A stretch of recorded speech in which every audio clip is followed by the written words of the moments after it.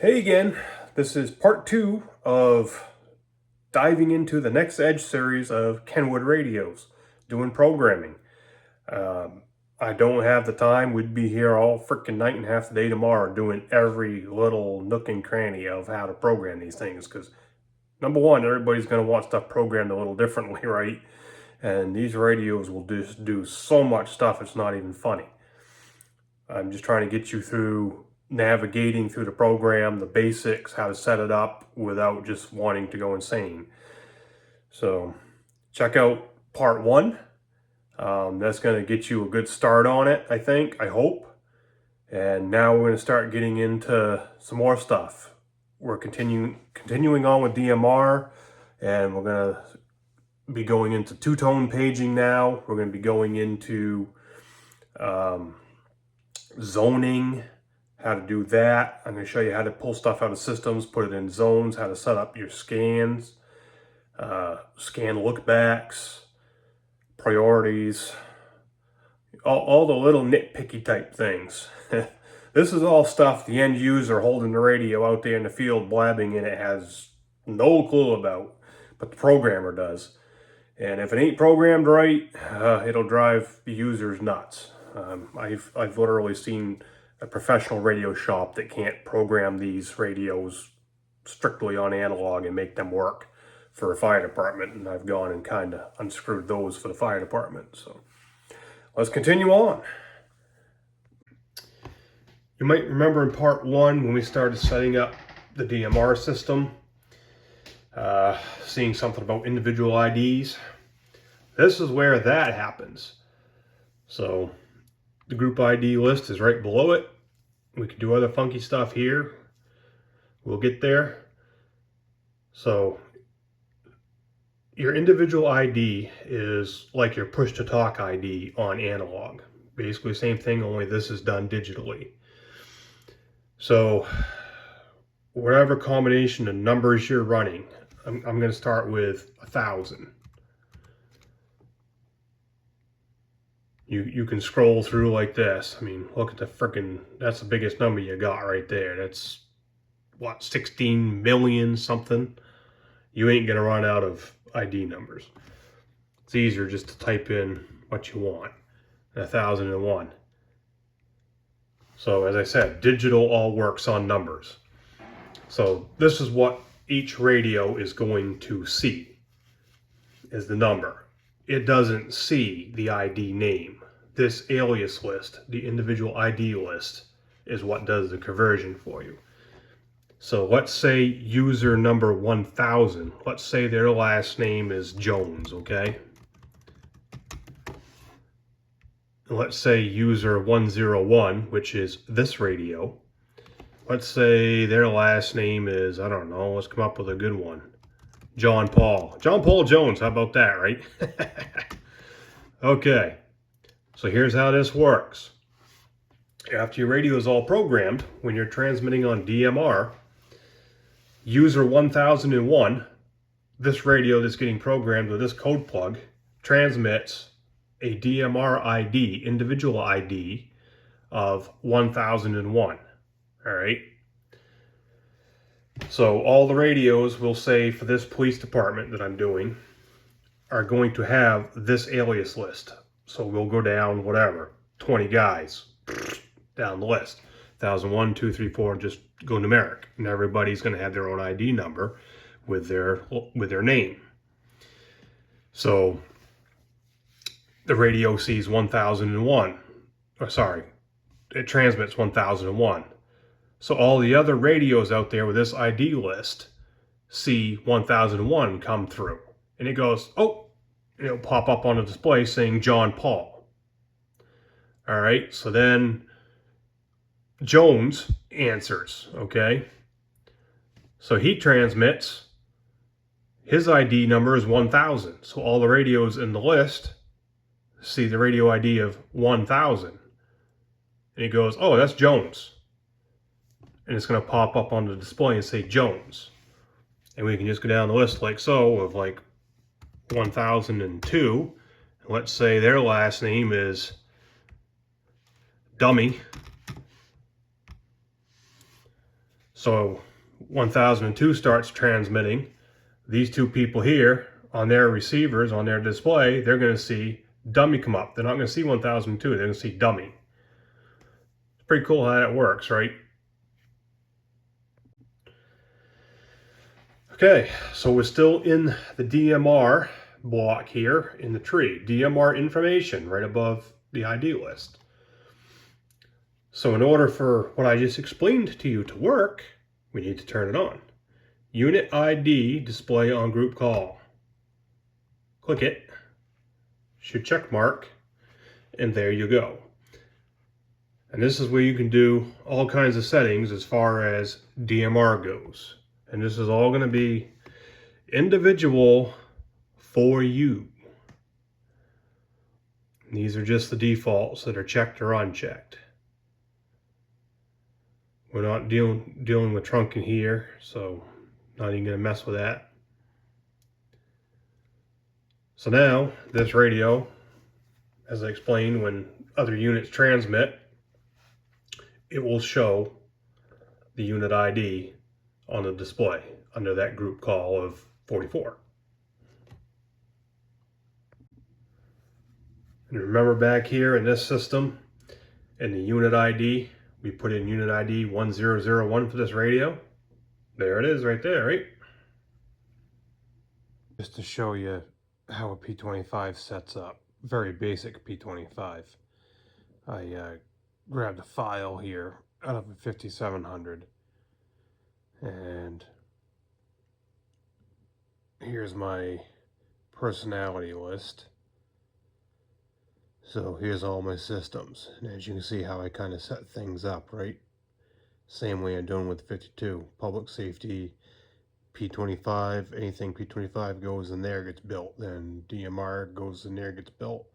Analog, then we do calling up stuff, then we do region nets, so on and so forth. So build yourself a system that's P25. If you had the P25 key, no different than doing analog or DMR. It's pretty simple, straightforward to set that up. And this is what you're going to get here. And notice what our unit ID looks like. And this is going to be your mileage may vary. Now we're in our personality. Notice I've got 719 channels on this radio. Yeah. So, channel type, transmit mode, P25. As we scroll down, I get analog minimized. Now here, we don't have PL tones, we don't have color codes because this is P25. We have NACs, NAC, Network Access Code. And the reason I'm not showing you the frequency pair and such on this is because this is a federal system. Well, the NAC on this system is 4F9 in and out. And just like PLs, DPLs, you can mix them up. Catch up a little here. I've jammed a bunch more stuff in these systems over in these personalities here. So you'll notice that like our Augusta region net, we get a bunch of stuff in there.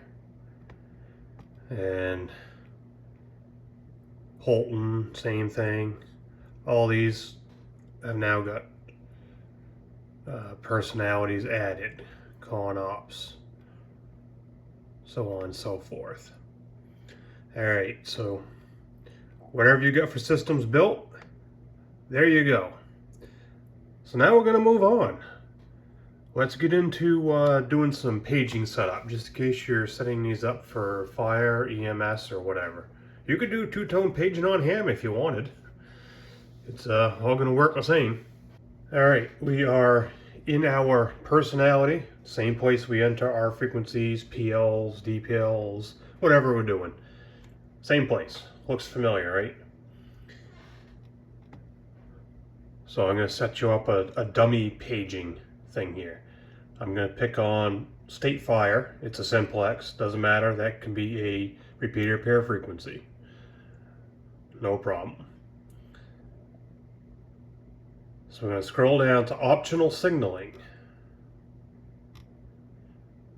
Now notice here we have, oops, I just lost it. Go back here. There we go. I'm gonna bump you down just a little here. There we go. We got you now. We got you. Here's what you've got for options. None, obviously. DTMF, if you're gonna be doing DTMF paging. You know, play emergency. Two-tone 1, 2, 3, and 4 in the list, and then MDC 1200. So for probably most people now are using like a two-tone paging. So pay attention to what we've got here. Two-tone 1, two-tone 2, two-tone 3, two-tone 4. This is where you can screw it up. So for this one, let's say we're going to select two-tone 1, and it's going to show that right there. Two-tone means A-B tone, and the 1 is just like in a list, a tone list, a profile, and we're going to go to that next. Scroll down and you're going to find two-tone. Open that up, and we're going to do two-tone analog. Let's open that up. Now look up here at the top.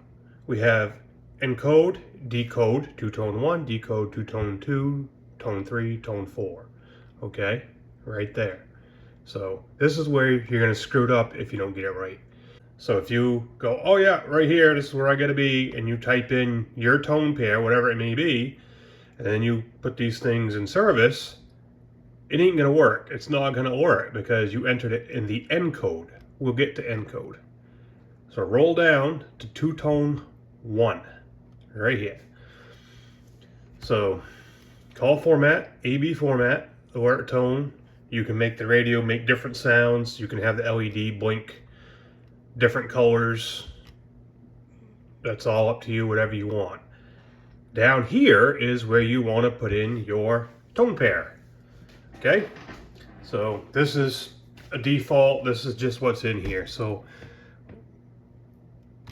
we're going to make up a tone pair of 1011.0, and then we'll say your tone pair is 568.9, something like that, okay? So there's your tone pair. And it's got to be correct. You got to have your A tone in the A box and the B in the B box. So that is in your two-tone 1. All right?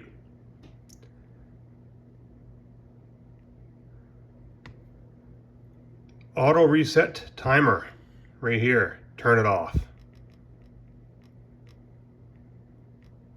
Right there. Off.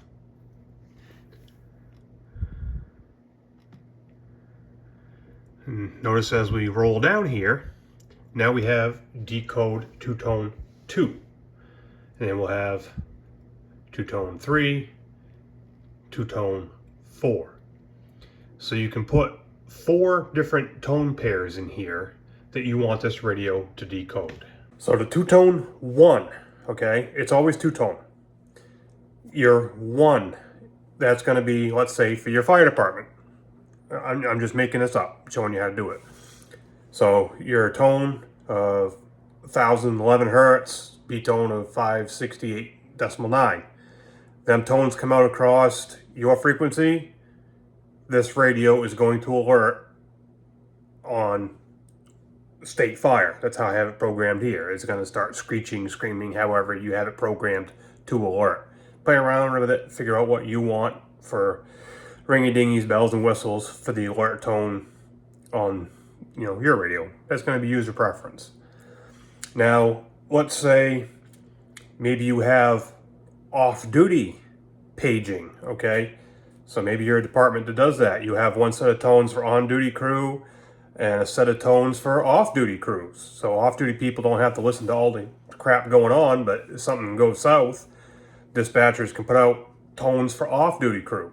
That's where your two-tone, like 2, could come into play.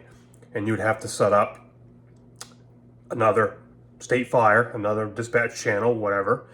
Set it all up, put in that tone pair, and then for however you label it, off-duty, and have it alert to your off-duty tone pair.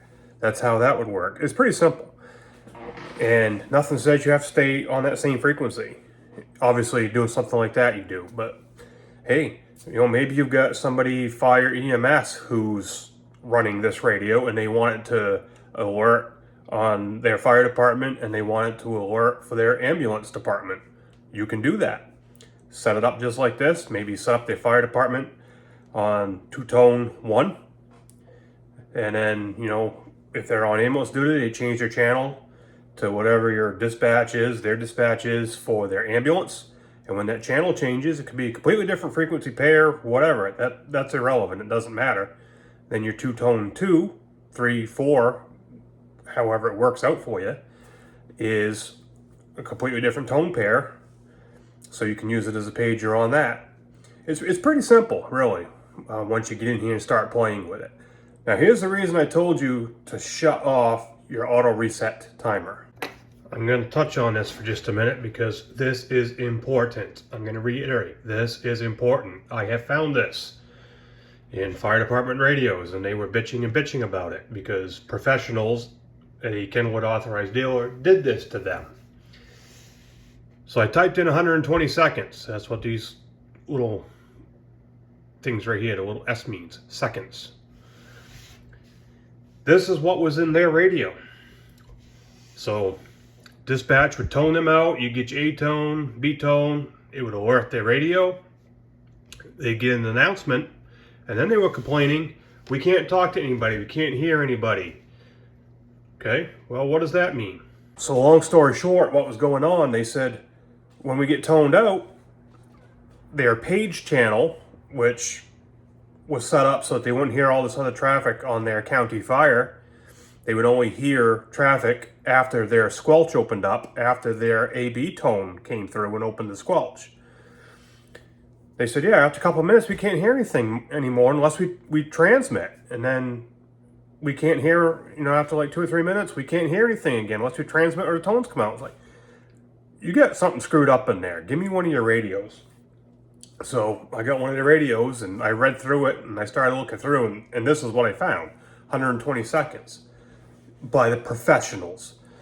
So what that does, that auto reset timer, you get your A-B tone, dee-doo, whatever, beep, beep, beep, beep. Your radio alerts, your squelch opens. A timer starts ticking, okay? 120 seconds is 2 minutes. That squelch will remain open for 2 minutes, okay? After 2 minutes, it's gonna close back up until either A, you transmit with your radio, or B, your tones come out again and open your squelch up. How stupid is that? Yeah, that happened. You can't make this stuff up. That's why I told you, shut it off. So whatever it may be, it came as a standard of 10. Hit 0, and then you can scroll down to off. Boom. And you're going to want to make sure you do that on all of these. If you set up, your secondary tone, third tone, fourth tone, whatever.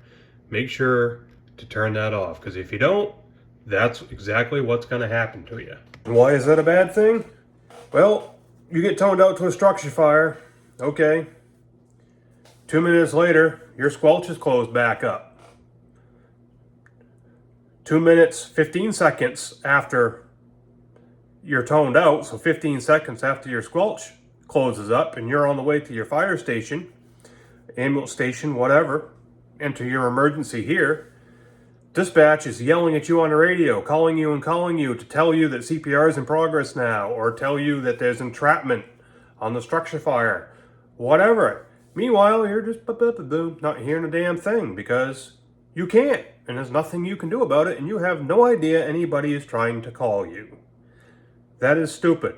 Absolutely stupid. And that's how professionals set up a fire department's radios.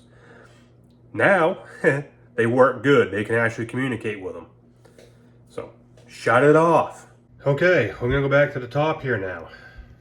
Do not set this up on firefighters' radios or EMTs' radios.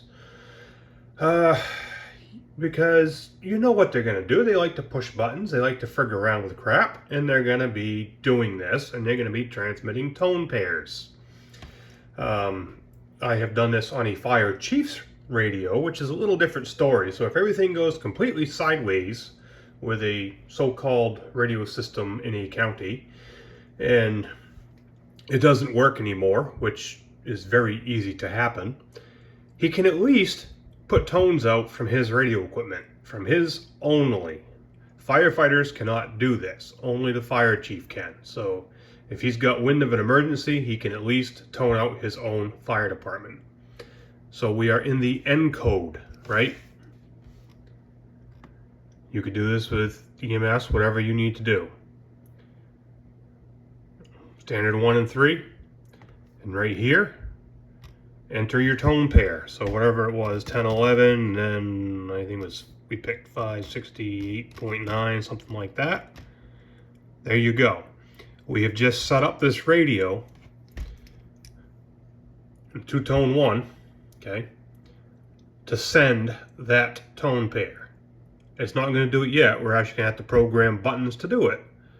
But it's in the list, so when we get to that point, we can do it. This state fire here happened to be your on-duty paging or whatever, then, you know, two-tone 1, boom, you've got that. If you have your off-duty whatever set up under two-tone 3, and list 3, click 3, and it's going to take you to that tone pair that you have set up. That's all you got to do in here. Now you'd have to build another personality like this, and you'd have to put it in your zoning, which we will get to. It's pretty self-explanatory. Once you get through this the first time, you go, oh yeah, I did this once, I did this twice, this is easy now. So for this particular radio, this is not going to have toning in it. We're going to be coming back to key assignment in a little while also. Go over to your tree, click on key assignment, it brings you into here. This is where we start making the buttons on the radio do things. So if you're setting up like a fire chief's radio or something, somebody you want to be able to encode their own tones and send and transmit their own tones, you can do that here. And the way I did it on this particular fire chief's radio was like so, and then I did a hold delay of 3 seconds. So the button that I had programmed to tell this thing to page, he had to hold it down for 3 seconds before he pushed the PTT button to transmit the tones. So it's a combination of two things. So that helps eliminate any accidental oopsies. I'm gonna blank that back out because we don't need this guy doing toning or anything like that. So we're at the point now we can start building zones. We haven't even done that yet. And the reason we're going to come back to key assignment later is because we're going to do direct channels, direct entries, which are going to wind up down in here. So we can push the ABC buttons on the front of the radio and take us to 3 direct channels. The way I try and make these radios work is I try to cop proof them, EMT proof them, firefighter proof them. So, you know, they get lost, they get screwed up in the zone, they can't figure something out, they can go, hey, I know A is my primary, I know B is this, I know C is this. So we will come back to that once we actually have some channels to put in. So let's start making some. So we go over to zone channel, and we have 1 zone right now. And we're gonna add zones the same way we did our systems. We're gonna click right there, zone channel information. That brings up these boxes. Now we can add another zone. Add to last, yep, we can do that. We're gonna get zone 2, boom, there's zone 2. We can also put a zone in the middle here if we need to. Like something isn't quite where we want it. All right, so let's do another one, add to last. All right, so let's start with these. All right, let's say zone 2 is gonna be, let's call it our con-ops. Let's do con-ops in here. So con-ops, that's what it's gonna come up as. In con-ops, we can see over in our systems, this is system number 7. And how many do we have in there? We got 7 of them in there. All right. So I'm going to fill up out of system 7. I'm going to take 7.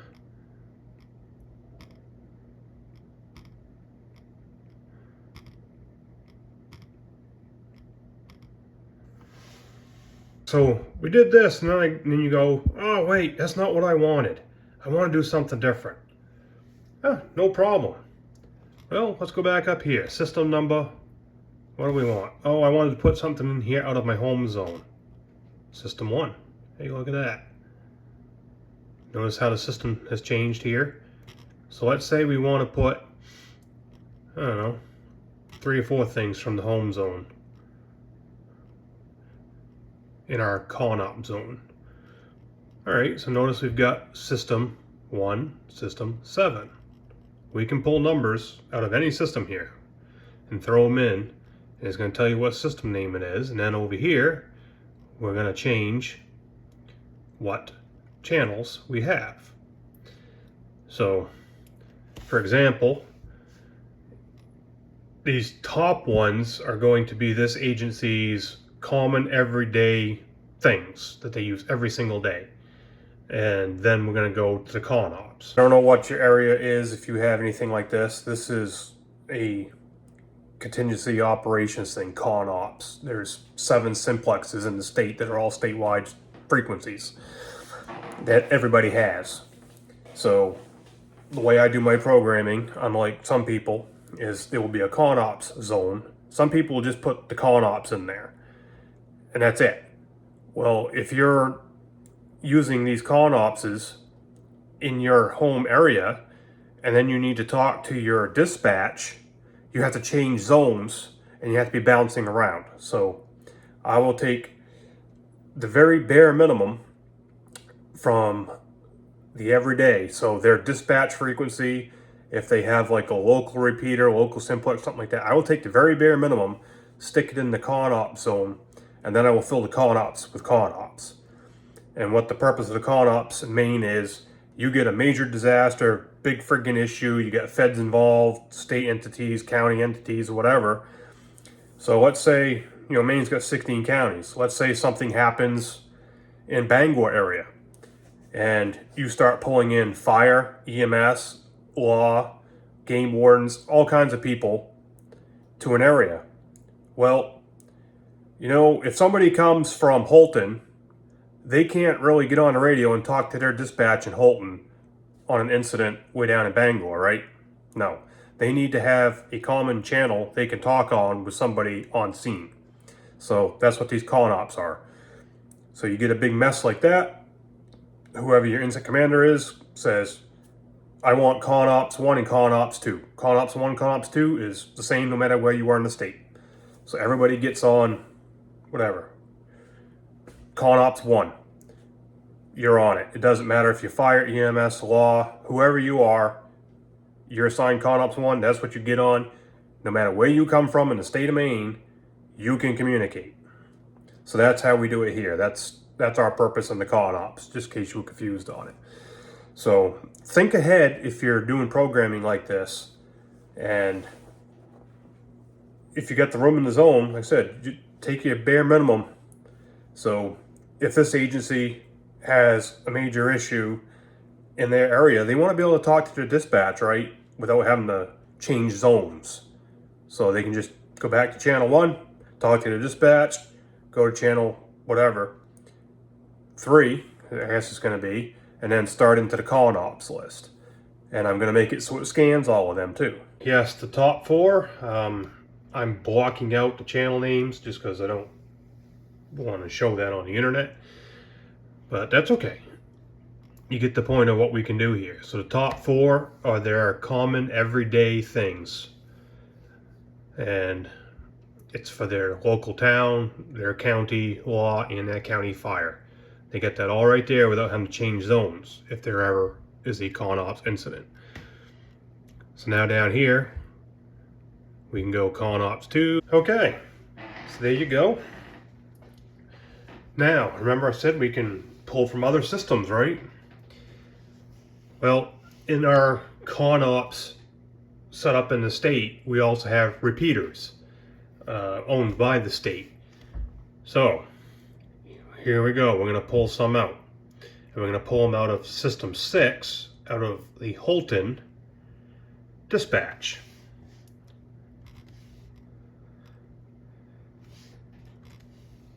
So notice we've got System 6 now. So in this one zone, we've got System 1, System 7, and System 6. And the region nets we're going to want. We got a list right there, same as before. So we can take that one. And we can take that one. Boom, there it is. Now, even if you had digital, you can pull out of that system and put it in here. I'll take you back in time just for a minute. Remember back at the beginning of part 1, I took you to here, product information, and showed you this right here, zone channel format. You had the two options, channel table and personality, and I told you to go with personality. This is exactly why.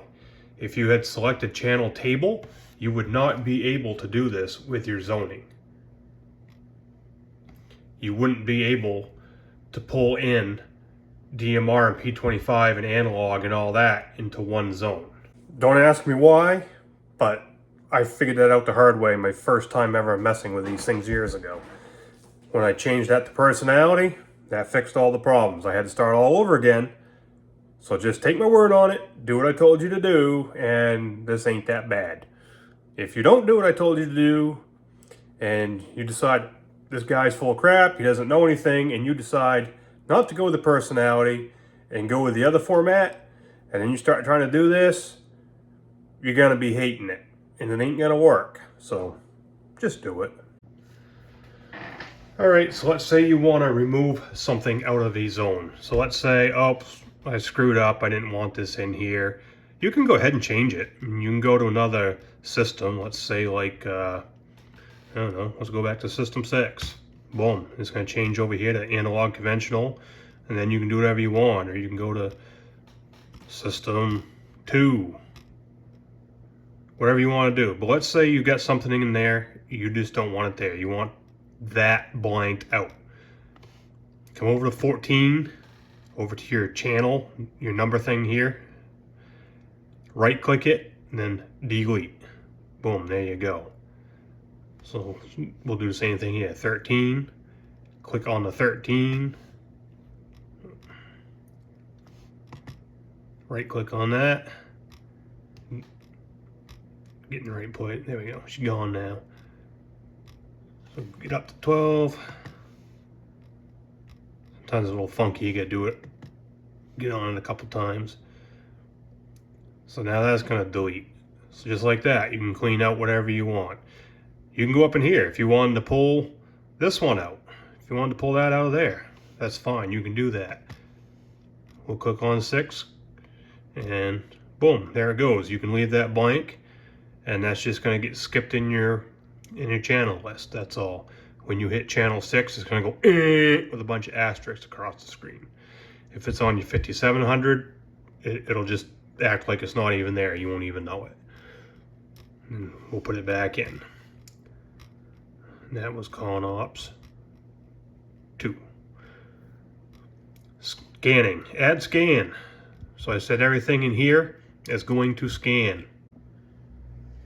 Hope I'm not boring you. I'm just trying to cover all these little tricks because it's going to save you a lot of aggravation. So now we're in the same thing. We went from the zone channel information down to zone edit, and this is what we get. Home channel. You can select the home channel if you want. Type it in or scroll through. Now the way I do my scanning is you can build scan lists and stuff if you want. I don't mess with all that. I just do it this way. So my priority 1 scan is going to be, we're in zone 2, right? So don't screw this up. And for this guy, I'm going to make it operator selectable. You might want to make it fixed, depending on who you're doing the programming for. If it's for you, make it operator selectable. If you're giving these out to cops or fire, EMS, whatever, you're going to want to do fixed so they can't get in there and start frigging crap and screwing it up on you. So we're in zone number 2. It's going to tell you that right up here on the left. Okay, so priority 1 in the scan list. Zone 2, and then channel 1. Now we can do priority 1 temporary add delete if you want, but if you do that, if that's, say, the dispatch channel, somebody can lock that out. They can temporarily delete that out of the scan list. I would not give them that permission. Like I said, you know how cops and firefighters and EMTs are, right? They like to frig with stuff and they will screw it all up. So priority 2, again, for this guy, because of who it is, I'm going to make his operator selectable. And we're going to be in, again, zone 2. And then my secondary, I want channel 3. So I can type it in there. Or you can scroll through however you want to do it. So priority 1 is going to be his dispatch. And then priority 2 is going to be the county's dispatch. Now, this is very important in my book. When you get down here, revert channel. It's going to come up and say this: last call selected. You don't want that crap. So you got a big list here, right? I run with selected, because if you start running like last called, selected, crap like that, you get a static burst on something, you pick up your mic, that's what you're going to be transmitting on, whether you want to or not, if you're not paying attention. It'll transmit on what you last received on. I mean, you don't want that crap. So that's what that's going to do, is going to just screw you up. So go with selected, that's my suggestion. Now, in your scan loop, look back time A and B. So your priority channel 1, you can look back whenever you want, every half a second to it. Your priority channel 2, your B, you can look back whatever you want to it. That's the standard default that it shows. So whatever you've got set right there. So we can drop them both down to a half a second if we want. So 0.5. So every half a second is going to go back and look at those two to see if there's traffic on them, no matter where you are in a scan loop. That's how I set up my scanning. That's what works for me. So you've realized you screwed up, made a mistake or whatever, just want to do some housekeeping. So I want to put Augusta in here, okay, because Augusta comes before Bangor, alphabetically, right? All right, so here's what we're going to do. We're going to put a zone between 2 and 3. So click on zone channel information. Notice at the top, now we have add, copy, delete, zone edit, all that. We did not have that before, right? So add. Now here you can add to last, which is going to pop it at the bottom, or we can do insert. So if we click insert, this is going to create a zone above the zone we just clicked on. So between 2 and 3, see it pop up? So now zone 3 just says zone 3, it's empty. And what was zone 3 Bangor Regionet now became zone 4. However you have it listed here is how it's going to appear in your radio when you scroll up or down with your zone keys. So zone 3, now we can change to Augusta Regionet. And over here it's going to change in just a second.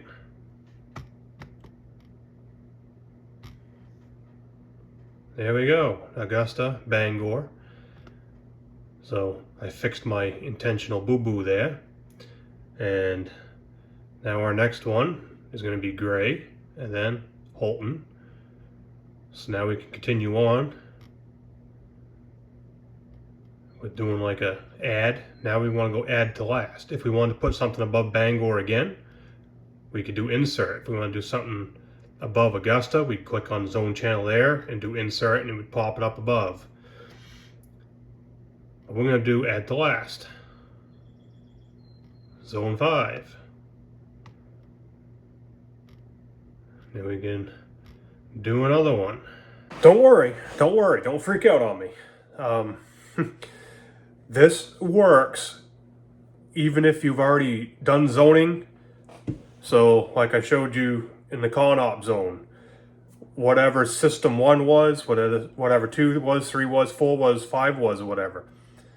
As we move stuff around, if something changes, a zone number changes, system number changes, something like that, the program identifies that and is automatically going to make all those changes for you. You don't have to go back in and rezone all this because I had to move something here.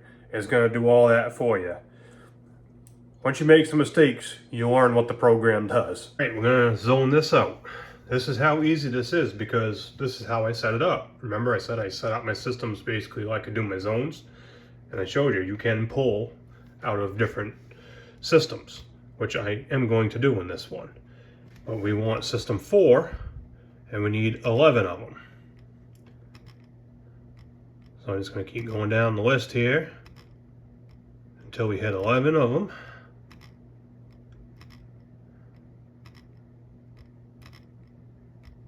Okay.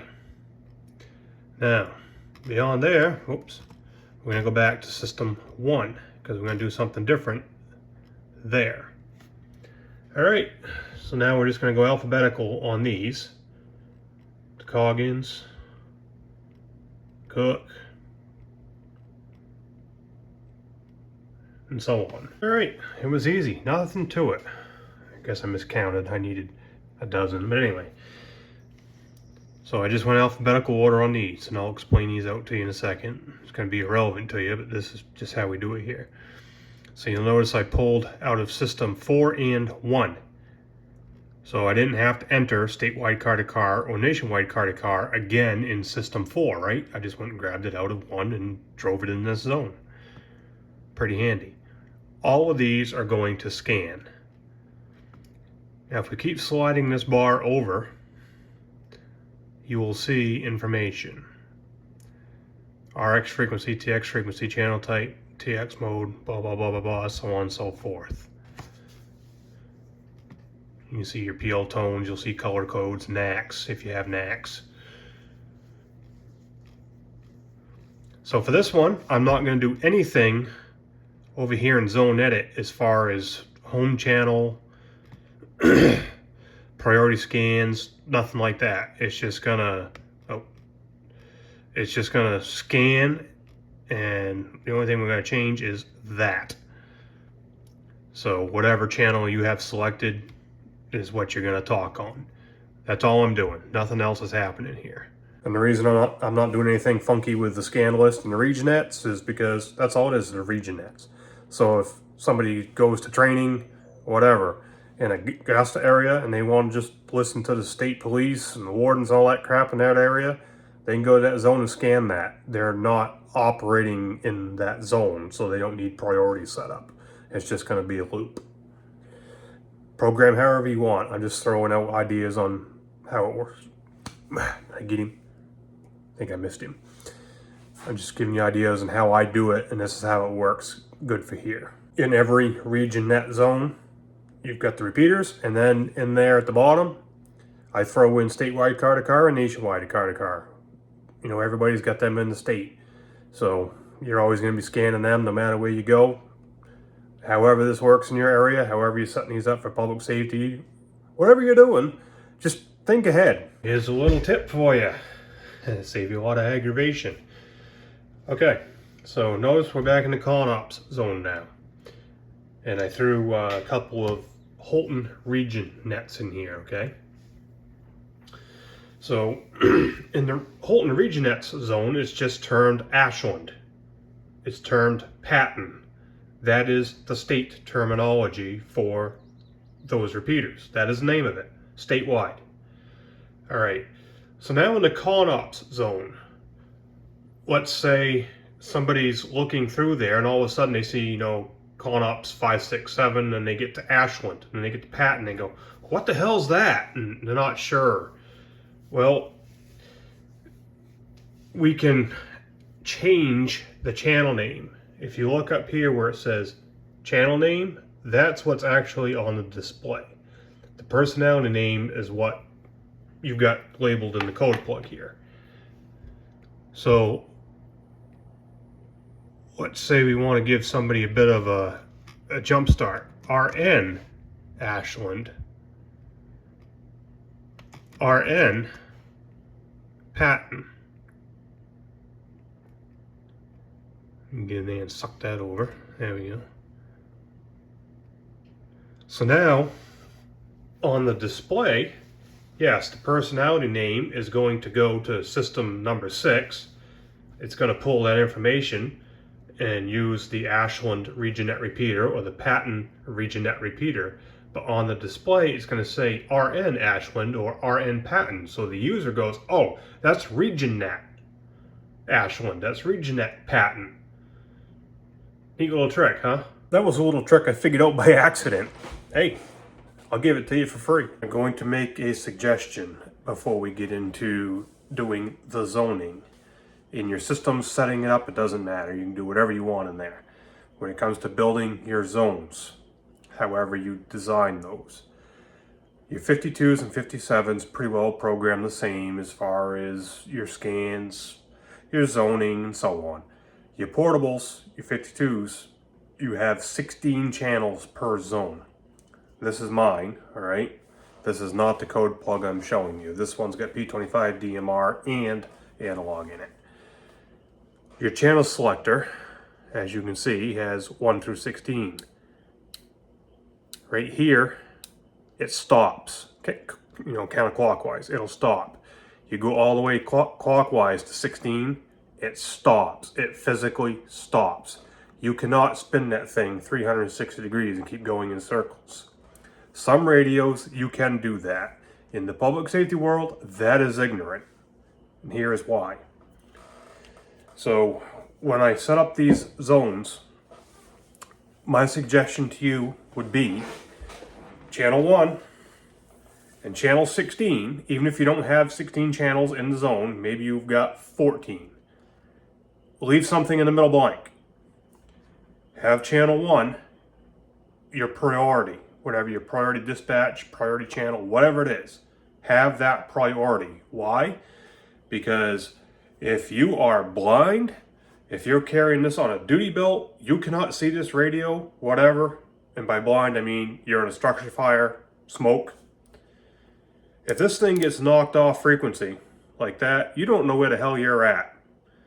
Okay? You don't know where you're at unless you can see that display. Okay? So, if you make priority channel 6, somebody's going to have to go all the way back to channel 1. Okay, I found channel 1 then. 2, 3, 4, 5, 6. And then screaming Mayday because they just had a flashover. Something like that, right? That's stupid. Whatever your primary is, I would say make it channel 1. So no matter what happens with that channel selector, somebody can find that and go all the way to the left till it stops. They know where they're at. Okay? Same thing with channel 16. If you have a vehicle repeater and a fire truck and an ambulance and a cruiser, whatever, you have a secondary, something important, something very important. Your next important thing, most important thing, I would put in 16 for that same reason. Because no matter what happens, so let's say cruiser repeater, vehicle repeater and a cruiser, okay, for example. You get rumbling around with somebody, fumbling, somebody's carrying this on a duty belt, it gets knocked off frequency. They don't have to pull this out of a belt and look at it. They can reach down and go, oh shit, I'm off channel. Go all the way to right. They know they're on their cruiser repeater, right? Little things like that to think about that sometimes the professionals don't do. All right, I'm going to cut this one off here due to probably length. And the next one will be part 3. That should be the final. And in there, we're going to get into doing settings in the radio, such as locking the radio. Little lever right here we can play with. Playing with side buttons. These buttons here, minimum volume set, things like that. And password protecting your radio, whether or not you want to do that. And a cautionary tale if you do. See you in part 3.